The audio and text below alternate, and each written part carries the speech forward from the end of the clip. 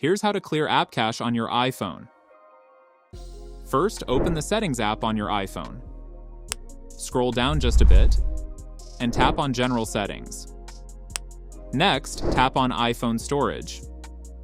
This will show you all the apps currently installed on your iPhone. Here, you can see that Gmail is using over 750 megabytes. Next, choose Offload App. After that, reinstall the app.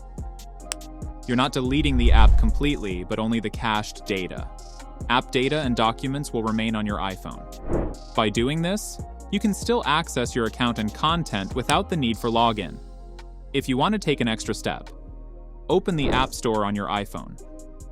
Then tap on your profile icon in the top right corner. From here, go to Personalized Recommendations, and then choose Clear App Usage Data. This can help clear app usage data and stops personalization.